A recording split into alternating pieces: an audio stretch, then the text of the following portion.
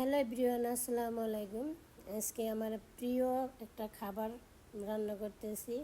এটা আমার এই সবজির মধ্যে সবচেয়ে প্রিয়। আমার এই ভাজিটা অনেক পছন্দের। তো সাথে আমার ডিম দিয়ে ভাজি করলে আমার কাছে অনেক ভালো লাগে। তো সেই জন্য আমি আজকে সিসিঙ্গা ভাজি করতেছি।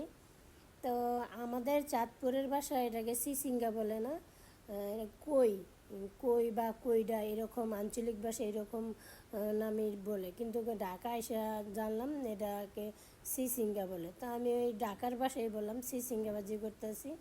তো সিসিঙ্গা ভাজি করতে আমি দুইটা ডিম দিছি, কারণ ডিম দিয়ে সিসিঙ্গা ভাজি না করলে আমার কাছে ভালো লাগে না। ডিম বা চিংড়ি মাছ হইলে আরও ভালো হয়। তো আমার কাছে চিংড়ি মাছ ছিল না, তো সেই জন্য আমি ডিম দিয়ে ভাজি করতেছি।